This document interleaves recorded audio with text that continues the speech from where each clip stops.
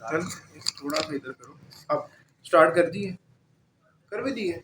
चलो जी, बिस्मिल्लाहिर्रहमानिर्रहीम, let's start. हम फेडरल एक्साइज एक्ट को जी पढ़ रहे हैं। फेडरल एक्साइज एक्ट जो है वो तीसरा बड़ा कंपोनेंट है एग्जाम के लिए। इंग्लिश को छोड़ के sale tax act, income tax ordinance और अब फेडरल एक्साइज एक्ट को हम पढ़ रहे हैं। कल जहाँ पे हमने डिसकंटिन्यू किया था वो सेक्शन 14 था। सेक्शन 14 से हमने डिसकंटिन्यू कर दिया था। तो आज हम 14 से आगे बढ़ते हैं।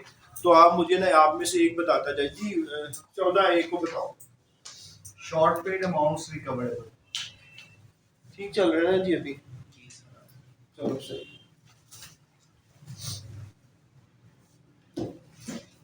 Section 14A short paid amounts short paid amounts amount recoverable.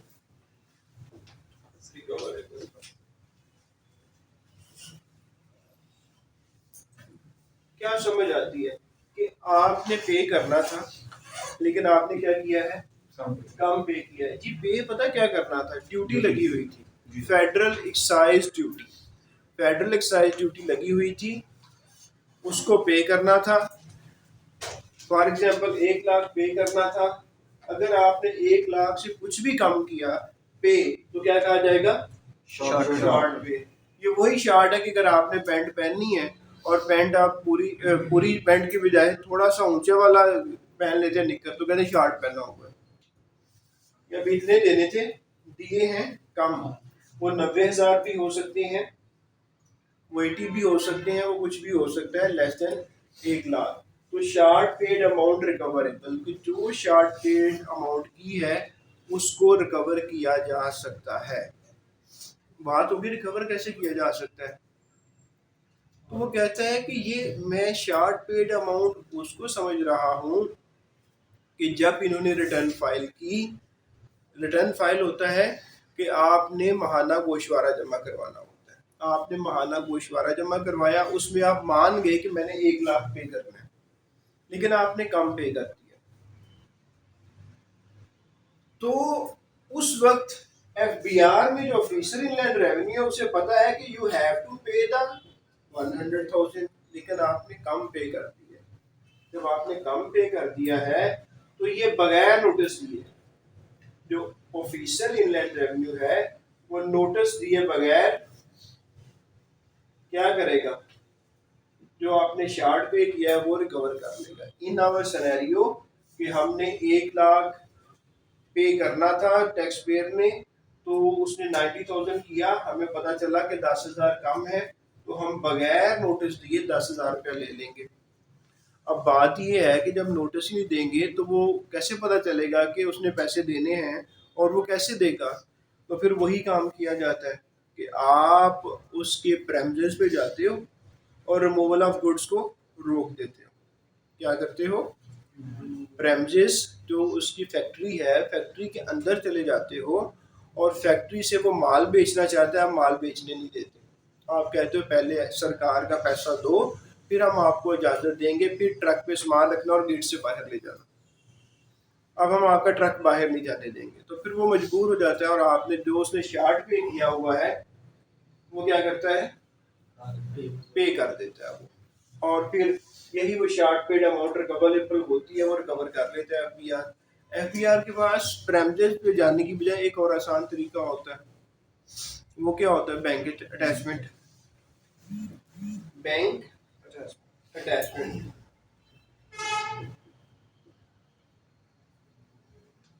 यहाँ पे एक वो ने उसने रिमूवल ऑफ गुड्स किया था कि रिमूवल ऑफ गुड्स को स्टॉप कर दिया था। अब यहाँ पे ये हो रहा है कि बैंक अटैचमेंट, के बैंक जो अकाउंट है उसको अटैच कर दिया जाता है और उसके थ्रू क्या किया जाता है, अपनी रिकवरी कर ली जाती है जो पैसे लेने थे। ये तो हो गया, आपने जो शॉर्ट पेड अमाउंट थी उसको रिकवर कर लिया। तो पेपर में किस तरह आएगा कि शॉर्ट पेड अमाउंट रिकवरेबल है बगैर नोटिस के, आप कहोगे true. Short paid amount under section 14A is recoverable without notice, तो आप कहोगे ट्रू है। और वो कहता है कि शॉर्ट पेड अमाउंट को रिकवर करने के लिए आप क्या कर सकते हो, तो आप कहोगे स्टॉप स्टॉप कर सकते हो किसका, रिमूवल ऑफ गुड्स का, या आप कर सकते हो अटैचमेंट ऑफ बैंक अकाउंट। ये दो तरीकों से आप रिकवर कर सकते हैं। इवन के आपने उसने जो शॉर्ट पे किया हुआ है वो भी ले सकते हो, और शॉर्ट पे के ऊपर जो डिफॉल्ट बनता है, जो डिफॉल्ट सरचार्ज बनता है, एफडी का सेक्शन 8 है, उस वो पैसा भी आप ले सकते हो, वो पैसा भी आप इकट्ठा कर सकते हो। अच्छा, ये क्वेश्चन बन गए। तो अब तक फिर क्वेश्चन बन गए कि नोटिस के बगैर सही, और staff, removal of goods, bank attachment, default से चार्ज में ले जाओगे। अब होता ये है कि ये ऑफेंस है ना कि आपने इतने जमा करवाने थे, आपने नहीं करवाए, आपने शॉर्ट पे कर दिया, क्या ये ऑफेंस है? ऑफेंस है। फिर आप पे ऑफेंस की आप पे क्या लगती है, पेनल्टी लगती है, लगती है। तो अगर ऑफिसर इनलैंड रेवेन्यू पेनल्टी लगाना चाहता है तो ये पेनल्टी बगैर नोटिस के हो सकती है? पेनल्टी लगाने के लिए नोटिस देना पड़ेगा। डिफॉल्ट चार्ज और एक्चुअल अमाउंट जो है, जो प्रिंसिपल अमाउंट है, उसको रिकवर करने के लिए बगैर पेनल्टी के वो क्या करेगा, अमाउंट को ले जाएगा। अभी पार्टिसिपेंट कितने हैं नवाज? आप लोगों को शामिल करके भी लोग सो गए मुझे लग रहा है। मैच उस दिन बड़ी, हाँ उस दिन बड़ी कॉलदार जी, सर 100 की लिमिट पूरी हो गई है तो हमारी क्लास जा रही है, मेरे गरीब के 50 डॉलर लगवा दिए आप लोगों ने। मैं कह रहा हूँ ये पूरे करो आप। अच्छा ठीक हो गया। तो सेक्शन 14A में इसके अलावा और कुछ नहीं है, इसके अलावा और कोई पॉइंट नहीं है तारिक साहब। तारिक साहब ने एकदम ही उठना है और फिर एक ऐसी बात करनी है। ये आज आप स्मार्ट भी लग रहे हैं, क्रिकेट खेलने आए हैं आप।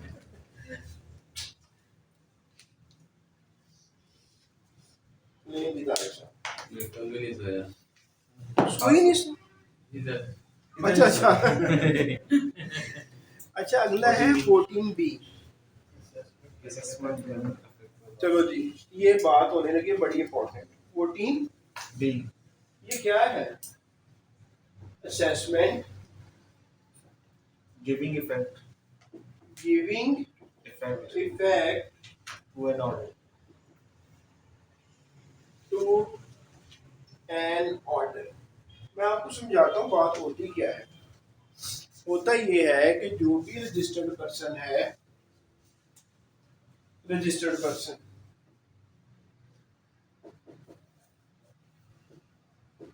वो क्या करता है, रजिस्टर्ड फंड अपने गुशवारे जमा करवाता है।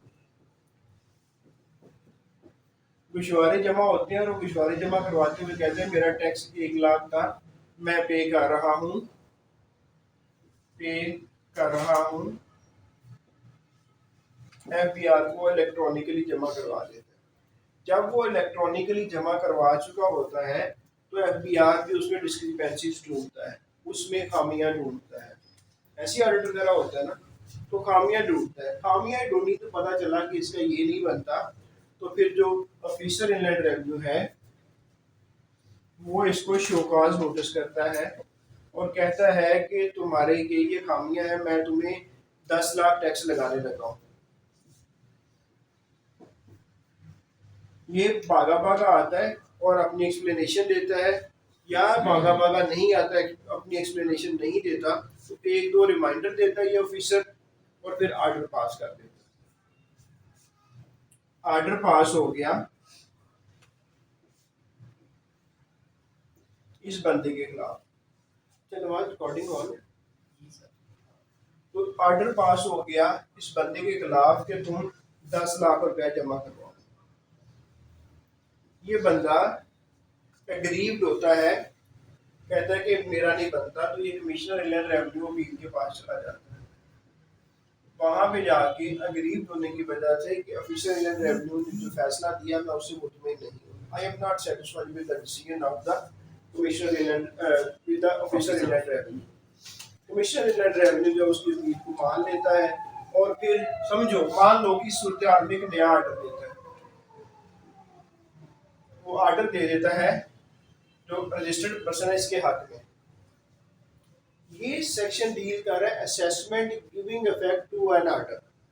किसके ऑर्डर? ये जो और अथॉरिटी होती है ना, कमिश्नर इंलैंड रेवेन्यू का ऑर्डर आ गया, एपलेट ट्रिब्यूनल इंलैंड रेवेन्यू का ऑर्डर आ गया, हाई कोर्ट का ऑर्डर आ गया, ये ऑर्डर आए और उन्होंने ऑफिसर इंलैंड रेवेन्यू को, इन तीनों में से किसी ने ऑर्डर दिया और ऑफिसर इंलैंड रेवेन्यू को कहा कि जनाब इस ऑर्डर को ऐसे कर, तो तुम्हारे वाला ऑर्डर है उसको इस तरह अमेंड कर। तो फिर क्या करेगा? फिर ये मोहतरम जो ऑफिसर इंलैंड रेवेन्यू है ये वाला असेसमेंट ऑर्डर पास करेंगे और इफेक्ट देंगे कि ये इन तीनों ने जो कहा है। ये सेक्शन इसके बारे में। ठीक है, मैं रिपीट कर देता हूँ। नॉर्मली होता है कि रजिस्टर्ड पर्सन गोशवारे जमा करवाता है, गोशवारे जमा करवा के वो गोशवारों के साथ टैक्स पे करता है, जिसको रिटर्न हम कहते हैं ना, रिटर्न जमा करवाता है। टैक्स एफबीआर के पास चली जाती है इलेक्ट्रॉनिकली। एफबीआर उसमें डिस्क्रिपेंसीज ढूंढता है, खामियां ढूंढता है। खामियां ढूंढने के बाद उस बंदे को बताता है कि तुमने पैसे कम जमा करवाए हैं, तुम्हारा टैक्स ये नहीं बनता था, सॉरी ये नहीं बनता था, ये वाला बन रहा है। वो अपना जवाब जमा करवाता है, एक्सप्लेनेशन देता है। एक्सप्लेनेशन अगर ठीक नहीं मानी जाती और ऑफिसर ऑर्डर कर देता है कि मोहतरम ये पैसे आके जमा करवाओ, वो कहता है मैंने पैसे नहीं जमा करवाने, वो अपील में चला जाता है कमिश्नर इंलैंड रेवेन्यू अपील के पास। यहाँ से कामयाब हो जाता है, ठीक है, नहीं तो वो आगे आ जाता है अपने ट्रिब्यूनल के पास। अगर यहाँ पे कामयाब हो जाता है तो ठीक है, नहीं तो वो हाई कोर्ट में आ जाता है। इन तीनों में से किसी से भी वो अपने हक में ऑर्डर ले लेता है और ऑर्डर लेके पहुंच जाता है तारिक साहब के पास कि जनाब ये देखिए मेरे हक में ऑर्डर आ गया। वो तारिक साहब के थ्रू, लीगल वालों के थ्रू ऑफिसर इंलैंड रेवेन्यू के पास आ जाते हैं। ऑफिसर इंलैंड रेवेन्यू के पास ऑर्डर पहुंचता है, उस ऑर्डर को पहुंच के अब ऑफिसर ने क्या करना है वो ये करना है, officer giving effect to an order. उसने फिर उस ऑर्डर को पकड़ना है और ऑर्डर को पकड़ के अपनी तरफ से एक नया ऑर्डर करना है ताकि जो बड़ों ने कहा है उनकी बात को इफेक्टिव कर दिया जाए, उनको इन फील्ड ले आया जाए। तो ये असेसमेंट पास करके उनके ऑर्डर को मान के अपने को कैंसिल करता है और उनको कहता है कि ये इफेक्टिव है। ये है सारी बात, ये है टोटली जो बात है। ठीक है, अब पेपर में क्या आना है? पेपर में आना है कि जब उन्होंने कहा, उन्होंने कहा आज 26 है, 26/10/2021 उन्होंने कहा इस डेट को ऑफिसर इंलैंड रेवेन्यू को कि फला ऑर्डर पास कर दो, फला ऑर्डर पास कर। ठीक होगी बात। अब ऑफिसर इंलैंड रेवेन्यू क्या 26 को छुट्टी करने से पहले पहले पास करके जाएगा? नहीं, ऑफिसर इंलैंड रेवेन्यू जो है वो 1 साल के अंदर अंदर, नोट करें, 1 साल के अंदर इनके ऑर्डर को जो बड़ों ने भेजा है उसको इफेक्ट देगा 1 साल के अंदर। अब 1 साल किस डेट से शुरू होगा? 26 से शुरू होगा या किसी और डेट से शुरू होगा? तो वो कहता है कि जिस साल में ऑर्डर आया उस साल का जब फाइनेंशियल ईयर क्लोज होगा। अभी 26 को ऑर्डर आया है तो ये किस साल में आया है? फाइनेंशियल ईयर कौन सा है ये? 2022। ये एंड कब हो रहा है? 30/6/2022। तो कहता है कि जब फाइनेंशियल ईयर जब एंड होगा उससे अगले 1 साल के अंदर। पॉइंट मैं रिपीट करता हूँ कि ऑर्डर पहुंच गया 26/10/2021 को। कहा गया कि जब पहुंच जाएगा तो उसके 1 साल के अंदर जब ऑर्डर आएगा, ठीक है, तो आपने 1 साल के अंदर अंदर फर्दर जो है इफेक्ट देना है उससे। वो कहता है कि अब मैं 1 साल गिनना किस दिन से शुरू करूं? कहते हैं जिस साल के अंदर आ रहा है ना उस साल का आखिरी दिन देखो, आखिरी दिन ये उसके 1 साल के फर्दर अंदर अंदर। ये आपने इस तरह करके आपने ऑर्डर को पास करना है। अगर आप नहीं करोगे तो आप कंप्लायंस ऑफ लॉ नहीं कर रहे, तो ऑफिसर जो है यहाँ पे जो असेसमेंट कर रहा है उससे पूछा जाएगा कि आपने ऐसा क्यों नहीं किया। आई होप के बात समझ आ गई हो। जी सर। अच्छा अच्छा, क्या ऐसा भी हो सकता है कि इन्होंने ऑर्डर किया कमिश्नर इनलैंड रेवेन्यू अपील ने, ठीक है, या इन्होंने किया, ऑफिसर ने जो टैक्स लगाया था इन्होंने उसे तोड़ दिया, इन्होंने खत्म कर दिया, क्या ऑफिसर भी एग्रीव हो सकता है? ऑफिसर भी नाराज हो सकता है कि जी देखिए मैंने एक कानून पढ़ा हुआ है, मैं भी लॉ को जानता हूँ, आपने पता नहीं कौन सी मोहब्बत में आपने टैक्स पेयर को छोड़ दिया है, ये मोहब्बत तो ठीक नहीं है, मैं अपील करता हूँ। तो ऑफिसर अगर अपील में चला जाएगा तो क्या ऑफिसर पे फिर भी 1 साल के अंदर अंदर जो है वो इफेक्ट देना जरूरी है? अब बात ये हो रही है कि कमिश्नर इनलैंड रेवेन्यू अपील या एपलेट ट्रिब्यूनल इनलैंड रेवेन्यू, इन्होंने डिसीजन दे दिया टैक्स पेयर के हक में, टैक्स पेयर के हक में डिसीजन दे के उन्होंने ऑफिसर इनलैंड रेवेन्यू को बताया जी हमने टैक्स पेयर के हक में दे दिया। ऑफिसर के पास आता है, वो पढ़ता है, वो कहते हैं यार ये तो टोटली जस्टिस नहीं हो रहा, लॉ पे तो बात हो ही नहीं रही, ये तो कोई अंडर द टेबल काम चल गया है, या फिर उनको लॉ की समझ ही नहीं आई कमिश्नर अपील साहब। तो वो कहता है कि अच्छा मैं अब अपील करता हूँ, मैं कमिश्नर अपील के आर्डर के खिलाफ जाता हूँ, ठीक है, अगर वो खिलाफ चला जाता है तो क्या फिर भी उसको 1 साल के अंदर अंदर इफेक्ट देना उस पर लाजम है? फिर लाजम नहीं है, फिर उसको जरूरत नहीं है कि वो 1 साल के अंदर अंदर इफेक्ट दे।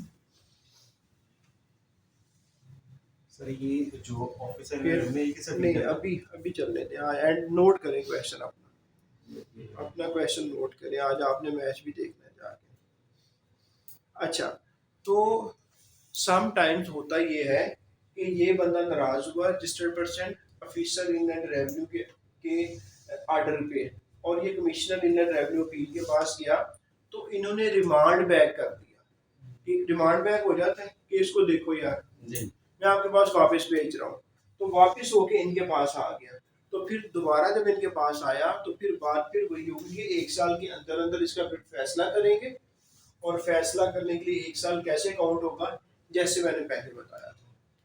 तो इस पूरे सेक्शन में 14B में इसके अलावा और कोई क्वेश्चन नहीं है, तो 3-4 मैंने बता दिए आपको, इसके अलावा और कोई इसमें पॉइंट नहीं मिलेगा आपको। अब आगे ना 14C, 14C भी इससे मिलता जुलता है। ये यार कितने हिस्से में करेगा? क्या? मर्जी कर रहे हैं। आंसर भी रखा है। अच्छा, अभी हम 14C पे बात करते हैं। 14C को थोड़ा सा बोले नहीं, पावर ऑफ टैक्स अथॉरिटी आप tax authority to modify orders etcetera. तो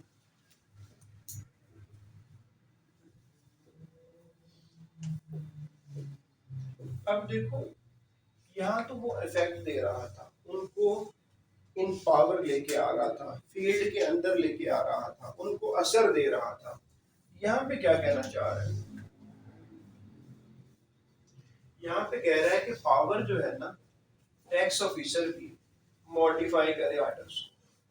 अब यहाँ पे ये है कि इसने कोई क्वेश्चन ऑफ लॉ था जो कि बड़ों ने डिसाइड किया हुआ था, जैसे एपलेट ट्रिब्यूनल इनलैंड रेवेन्यू और हाई कोर्ट, इन्होंने कोई लॉ पॉइंट डिसाइड किया हुआ है, लॉ पॉइंट का फैसला किया हुआ है, उस लॉ पॉइंट के बेस के ऊपर ऑफिसर इनलैंड रेवेन्यू ऑर्डर कर देता है अफेक्ट देने के लिए, लेकिन अफेक्ट देने के साथ साथ वो क्या करता है, वो खुद अपील में चला जाता है।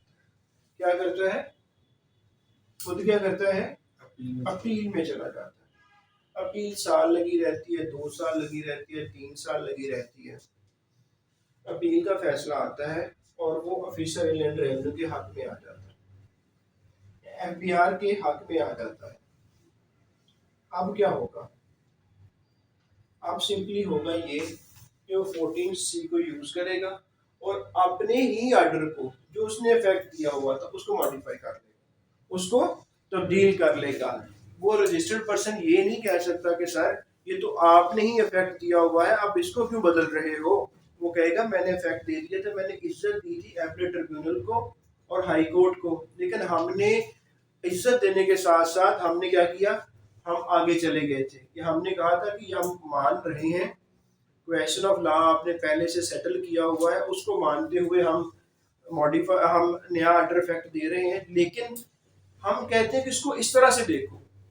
तो जब कोर्ट ने हमारे एंगल से देखा तो उन्होंने कहा ठीक है एफबीआर सही कह रहा है। जब उन्होंने सही कहा तो मुझे 14C में पावर दी जा रही है कि मैं अपने ऑर्डर को, अपने ही ऑर्डर को क्या कर लूं, मॉडिफाई कर लूं। ये है 14C।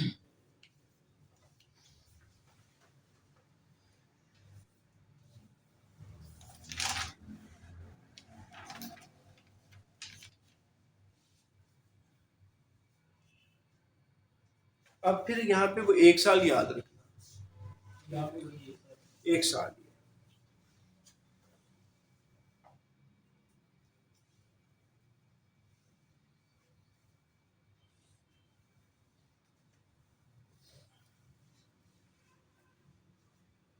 लेकिन यहाँ पे ना, यहाँ पे 1 साल इस तरह कैलकुलेट नहीं होगा। यहाँ पे क्या होगा,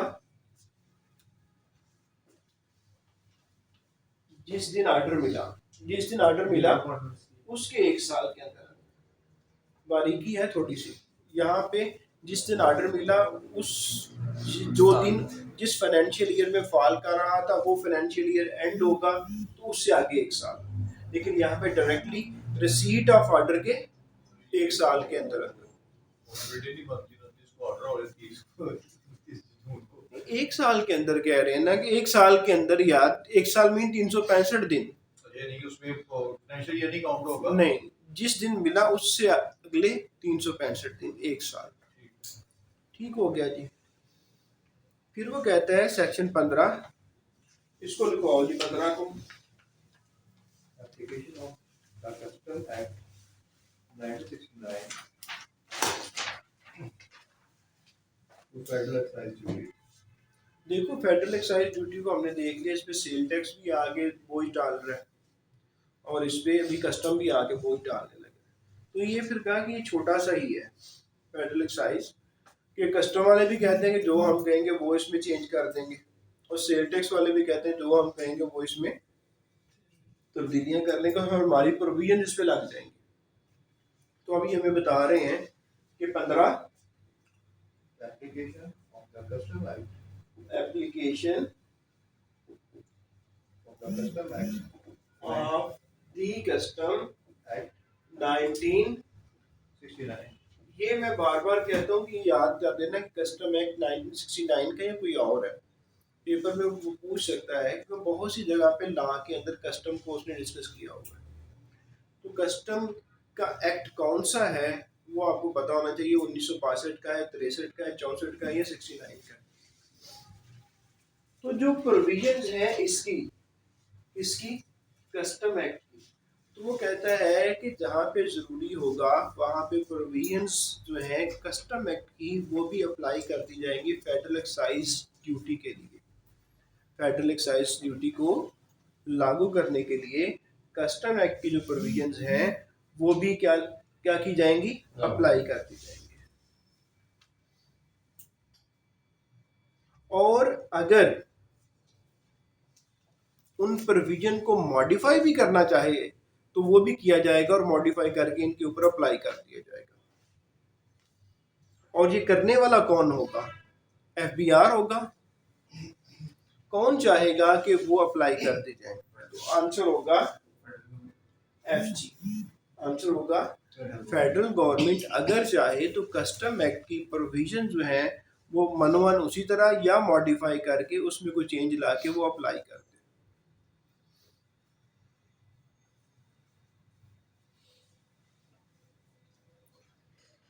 ठीक है जी, आगे आ गया जी बहुत तगड़ा सेक्शन जो कि बेहतर है लिहाज से कि इसका टाइटल याद करना भी ज़रूरी है और इसको अंदर से समझना भी ज़रूरी है।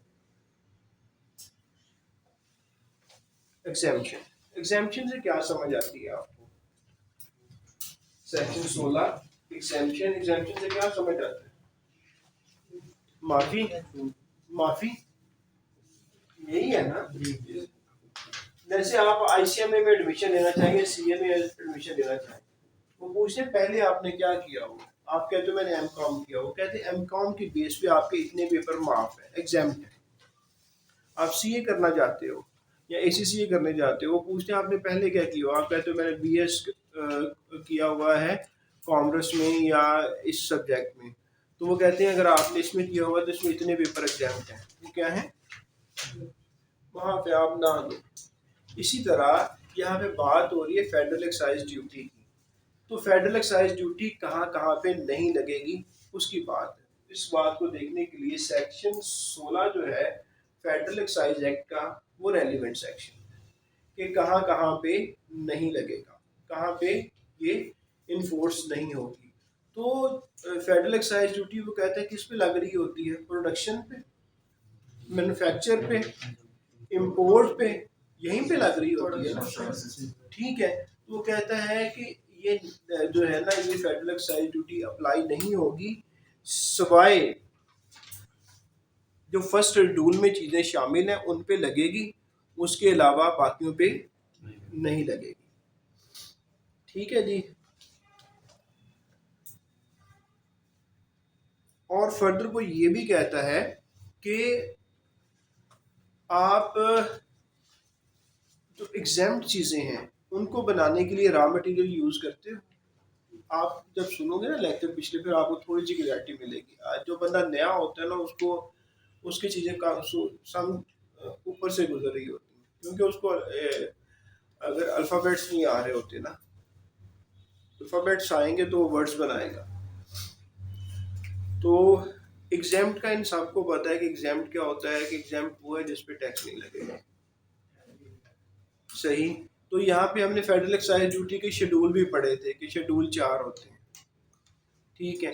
शेड्यूल में हमने पढ़ा था कि पहले में बहुत सी गुड्स ऐसी हैं, बहुत सी चीज़ें एक्साइज वाली ऐसी जिनके सामने रेट लिखा हुआ था, हमने उसको किताब में निकाल के यहाँ देखा भी था।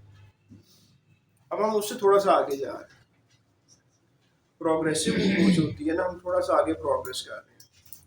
तो प्रोग्रेस करते हुए हमने ये कहा कि एग्जाम्प्ट वाली जो हैं, जो कि 1 में लिखी हुई हैं, उससे उसके अलावा बाकी जो हैं वो एग्जाम्पशन की तरफ चली जाती हैं। और फिर हम अब ये कहने लगे हैं कि एग्जाम्प्ट गुड्स बनाते हो, फैक्ट्री में लेके आते हो, रॉ मटेरियल परचेज करते हो, ये करते हैं, रॉ मटेरियल परचेज करके फैक्ट्री में लाए और उससे आपने क्या बनाई, एग्जाम्प्ट गुड्स।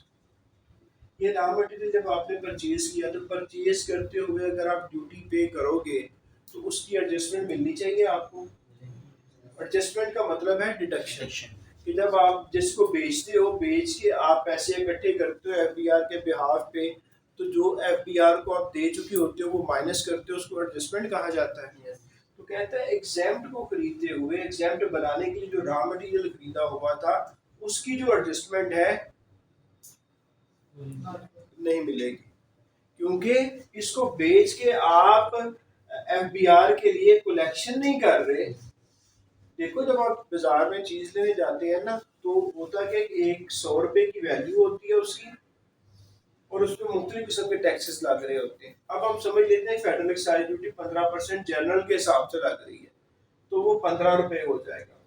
तो टोटल दुकान वाला आपसे सिर्फ 100 रुपया नहीं लेता, वो 100 भी वैल्यू लेता है और साथ में गवर्नमेंट के पैसे भी इकट्ठे करता है, वो आपसे 115 लेता है। 15 लेकर वो एफबीआर को दे देता है। कैसे देगा, ये उसने सेल के ऊपर इकट्ठा किया है, इकट्ठा करके वो कहते हैं जो 100 रुपए की मैंने चीज बनाई थी, उसको बनाने के लिए मैंने रॉ मटेरियल लिया था, ठीक, उसमें मैंने भी पे किया था, तो एफबीआर को पूरे के पूरे 15 नहीं दूंगा, बल्कि जो मैंने पे किया था ना, वो 12 मैंने पे किया था, तो मैं अब 3 पे करूंगा। तो ये जो उसने 12 पे किया था, यही तो एडजस्टमेंट है। तो ये कह रहा है कि जब एग्जाम्प्ट बनाई जाएंगी, उसके लिए रॉ मटेरियल लिया जाएगा, उस पे जो आपने पैसे पे किए होंगे ड्यूटी वाले, उसकी एडजस्टमेंट नहीं मिलेगी।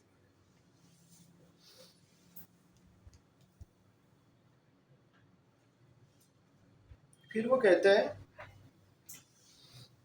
कि आपने ये वाले पैसे इकट्ठे करके टाइमली जमा करवाने। टाइमली जमा करवाने, अगर टाइमली जमा नहीं करवाओगे तो क्या होता है, एक तो आप पे डिफॉल्ट लगता है और एक पेनल्टी भी लग सकती है। तो यहाँ पे वो ये कह रहा है कि फेडरल गवर्नमेंट और एफबीआर अगर चाहे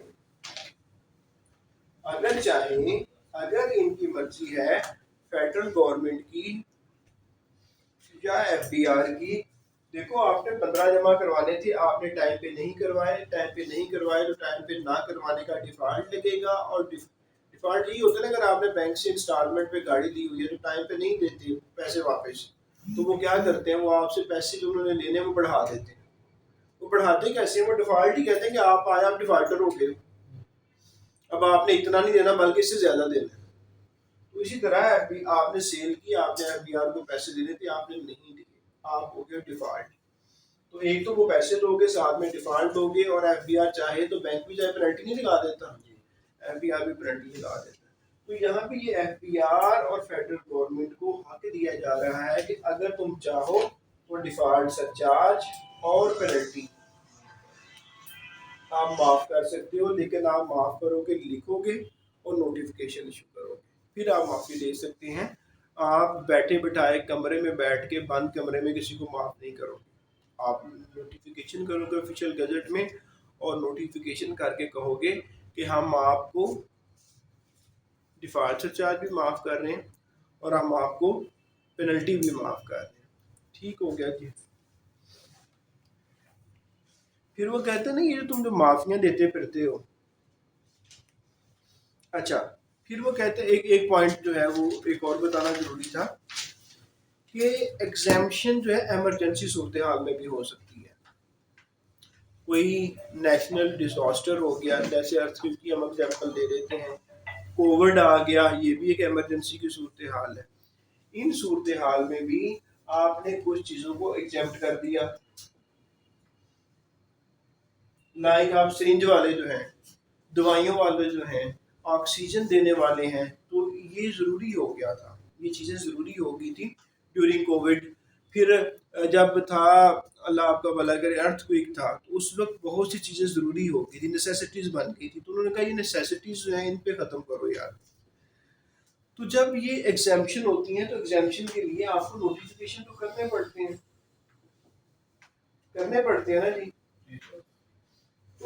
अब इसी सेक्शन के अंदर वो कह रहा है कि जो नोटिफिकेशन होंगे, इन नोटिफिकेशन को नेशनल असेंबली में टेबल किया जाएगा, नेशनल असेंबली में पास किया जाएगा और पास करके उनको ओके करवाया जाएगा। जब वो ओके हो जाएगा तो फिर उसने कुछ डेट्स दी है कि जब ये ओके हो गई हैं तो कुछ अरसे के बाद इनको ख़त्म कर दिया जाएगा, क्योंकि इमरजेंसी तो कुछ अरसे के लिए थी ना। इमरजेंसी अल्लाह माफ़ करे, अर्थक्वेक तो उस पर लॉन्ग तो रहना तो नहीं है, तो कुछ साल उसने कहा, वो मैं डेटें आपको बता देता हूँ।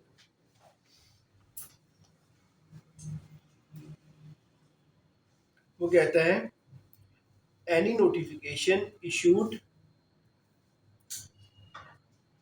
1/7/2015 या इसके बाद, अगर उसको बंद नहीं किया गया, ठीक है, अगर उसको कहता है कि अगर एक ये वाला एग्जाम्पशन का नोटिफिकेशन 1/7/2015 अगर उसको रिसाइन नहीं किया गया, अगर उसको कैंसिल नहीं किया गया, तो इस फाइनेंशियल ईयर जो है ये वाला, इसके एंड पे समझा जाएगा कि ये खत्म हो गया, ये एंड हो गया, ये इमरजेंसी जो एग्जाम्पशन दी हुई थी, इमरजेंसी वाली एग्जाम्पशन विड्रॉ कर ली गई है।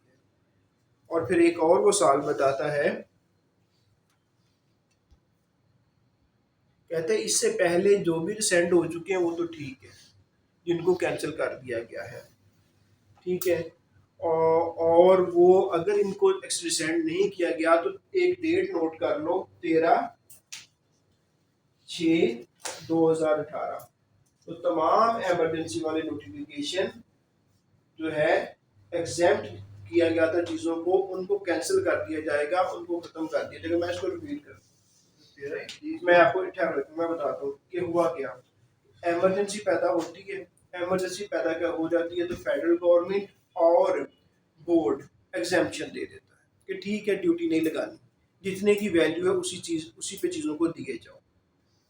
जब नोटिफिकेशन हो जाते हैं तो नोटिफिकेशन को नेशनल असम्बली में पेश करना हो, नेशनल असम्बली में आगे तो वो वैलिड हो गए। उसने कहा यार कि ये नोटिफिकेशन तो हमने किया फॉर एमरजेंसी, तो जो एमरजेंसी के लिए हमने 1/7/2015 को या इसके बाद किए, तो जैसे ही 1/7/2015 वाला टैक्स ईयर खत्म होगा तो साथ में नोटिफिकेशन भी फौत हो जाएंगे। बात समझ आ गई? उनको भी क्या कर दिया जाएगा, एंड कर दिया जाएगा। और फिर उसने कहा कि जो 1/7/2016 वाले हैं, ये वाली तो बात खत्म होगी। फिर उसने कहा कुछ 1/7/2016 वाले हैं, ये हम समझते हैं कि ये जब ये वाला साल खत्म हुआ था तो ये एंड हो चुके हैं, लेकिन अगर फिर भी कोई इन फील्ड है तो ये डेट नोट कर लो, इसको सारे ही जो इशू हुए थे वो सारे के सारे क्या कर देंगे, हम खत्म कर देंगे। अब जब भी वो चीज़ बिकेगी तो उस पर फेडरल एक्साइज ड्यूटी लगेगी। ऐसा नहीं होगा कि आप हमेशा के लिए, एक दफ़ा इमरजेंसी में आपने एग्जाम्प्ट करवाया किसी चीज़ को तो 100 साल के लिए वो एग्जाम्प्ट हो गई है। ये हम एमरजेंसी की वजह से कर रहे हैं, हालात खतरनाक हैं इस वजह से कर रहे हैं, लोगों को फैसिलिटेट करने के लिए कर रहे हैं। मुझे याद है कि अर्थक्वेक के दौरान बिल्कुल इन्होंने बहुत सी ड्यूटीज़ को रिड्यूस किया। आपको रिसेंटली याद होगा कि कोविड में इवन कि उन्होंने प्रॉपर्टी के रेट बहुत जो थे वो, अगर आपने ट्रांसफ़र करवानी है प्रॉपर्टी तो कितने कम कर दिए थे। मैंने प्लाट उस दिनों में ख़रीदा था तो जो 7-8% होती है वो हमें तकरीबन 2.5-3% में होगी थी रजिस्ट्री। ठीक है, तो इस तरह के हालात में जो मैयर्स दिए जाते हैं फॉर द टाइम बीइंग होते हैं, उनको आप लंबे अरसे के लिए नहीं चला सकते। तो यहाँ पे ये कहा जा रहा है सर डेट 30 जून, हाँ जो डेट है इसकी 30 जून 2008। ये 13 लिखा हुआ यार सर ये अमेंडेड अप टू 30 जून तक है। 30 जून ये चलो ये 13 की बजाय ये 30 कर लो, जी सर। ठीक है, ये डेट 30, ये लॉजिकल भी है। ठीक है, तो 30/6/2018। अच्छा, अब ये नेक्स्ट जो है ना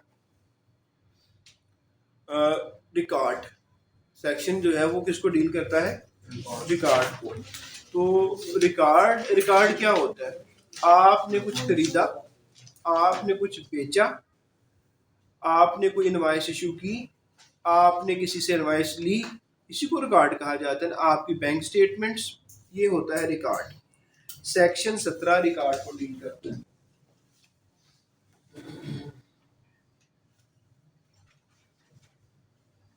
इसमें ना रिकॉर्ड की जुबान में होना चाहिए। रिकॉर्ड की लैंग्वेज कौन सी होनी चाहिए जी, सिर्फ इंग्लिश होनी चाहिए। ये याद रखिएगा कि रिकॉर्ड की जुबान कौन सी होनी चाहिए। सेक्शन 17 रिकॉर्ड, रिकॉर्ड की लैंग्वेज कौन सी होनी चाहिए जी, बताएं। तो ये दो हो सकती हैं। नंबर 1 इंग्लिश में आप रिकॉर्ड रख सकते हैं, नंबर 2 उर्दू में रिकॉर्ड रख सकते हैं। इन दोनों में से किसी जुबान में आप रिकॉर्ड रख सकते हैं। दूसरा, ये पेपर में अगर वो पूछ लेता है कि आप रिकॉर्ड को इंग्लिश में रखेंगे, उर्दू में रखेंगे, दोनों में रख सकते हैं, या आप पर्शियन में रखेंगे, आप क्या करेंगे? अच्छा, तो आप क्या कहेंगे, किस में रिकॉर्ड रखेंगे? इंग्लिश में रख लो या उर्दू में रख लो या दोनों में रख लो। अच्छा, रिकॉर्ड रखेंगे कहाँ पे? रिकॉर्ड आप किस जगह पे रखेंगे? रिकॉर्ड रखने की जो जगह है, जो लोकेशन है, वो कौन सी है जनाब? वो लोकेशन है आपका रजिस्टर्ड ऑफिस, रजिस्टर्ड ऑफिस या आपके प्रेमिसेस, जहाँ पे आप एक्चुअली काम करते हैं, आपकी फैक्ट्री वगैरह है। तो रिकॉर्ड कहाँ पे रखा जा सकता है? अब हो जाएगा कि कितने लाइक एक इवेंट हो जाता है, एक ट्रांजैक्शन हो जाती है, उस ट्रांजैक्शन का कितने अरसे तक रिकॉर्ड महफूज रखना है, ड्यूरेशन हम इस तरह कर लेते हैं। कितने ड्यूरेशन के लिए आपने रिकॉर्ड रखना है जी?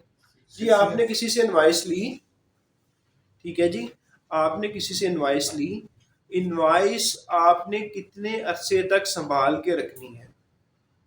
जी तारिक साहब, तो इसके लिए है 6 साल। आप कितने अरसे के लिए रखोगे? 6 साल के लिए। या अगर रिकॉर्ड फॉर एग्जांपल 1 महीना है, उस महीने का या 1 साल है, उसका ऑडिट चल रहा है, उसका केस बना पड़ा है, उसकी प्रोसीडिंग्स हो रही हैं, वो कमिश्नर अपील के पास अगर पड़ा हुआ है, तो वो 6 साल गुजर गए हैं, तो आप कहोगे मुझे इसका रिकॉर्ड रखने की जरूरत नहीं है क्योंकि मुझे सेक्शन 17 कह रहा है नहीं जनाब, आप अगर 6 साल हो भी गए हैं लेकिन 1 साल की प्रोसीडिंग चल रही है, केस चल रहा है, वो अफसर उसका ऑडिट कर रहा है, तो आप उस रिकॉर्ड को तबाह नहीं करोगे जब तक फाइनल डिसीजन नहीं आ जाता।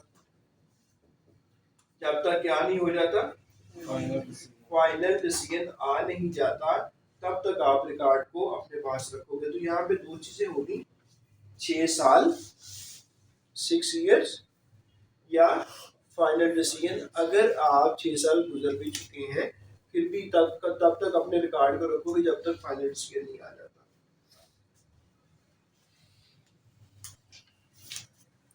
अच्छा, अब ये यहाँ पे जो पॉइंट है ना, वो मैं आपको दोबारा से हाईलाइट कर देता हूँ कि लैंग्वेज जो है वो इंग्लिश होगी या उर्दू होगी, जगह या लोकेशन जो है जहाँ पे रखा जाएगा वो रजिस्टर्ड ऑफिस या आपकी बिजनेस प्रेमिसेस। ड्यूरेशन क्या है, 6 साल के लिए रखा जाएगा। कहाँ पे रखा 6 साल के लिए रखा जाएगा, लेकिन अगर कोई केस चल रहा है जिसकी प्रोसीडिंग्स ऑन है, वो 6 साल नहीं बल्कि फाइनल डिसीजन तक रखा जाएगा। अच्छा जी, फिर यार वो रिकॉर्ड होगा क्या, उसको हम यहाँ क्विकली लिख लेते हैं। रिकॉर्ड होगा, रिकॉर्ड आपकी परचेजेस का रिकॉर्ड, आपकी सेल्स का रिकॉर्ड, आपके टैक्स पेड का रिकॉर्ड, आपकी एग्जेम्प्ट गुड्स का रिकॉर्ड, आपकी जीरो रेटेड का रिकॉर्ड, और भी बहुत सी इंफॉर्मेशन रिकॉर्ड के अंदर ही आ जाएंगी जिससे आपकी टैक्स की लायबिलिटी कैलकुलेट करने में मदद मिल सके। उस सब को रिकॉर्ड की डेफिनेशन में आ जाएगा, और इस सारे रिकॉर्ड को आप 6 साल के रखेंगे या वो फाइनल डिसीजन आ जाता है उस डेट तक के लिए आप अपने पास रखेंगे, यहाँ पे रखेंगे और इस जुबान में रखेंगे।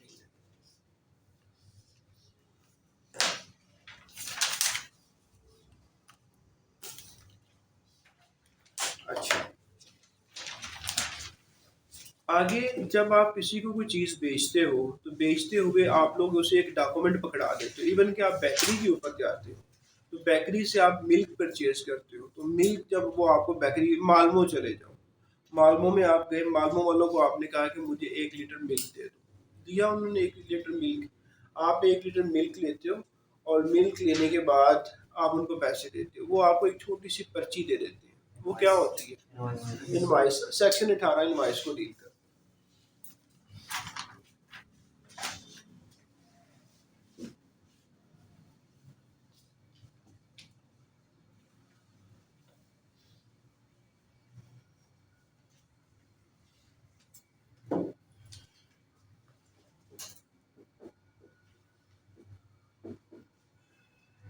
सेक्शन 18 डील करता है इनवॉइस को। अच्छा, इनवॉइस एक ऐसा डॉक्यूमेंट है जो कि फिर प्रूफ कर रहा होता है कि कोई बाइंग एंड सेलिंग हुई है। दोबारा से कर रहे हो इसे? अच्छा, कर दूं दोबारा से? हाँ हाँ,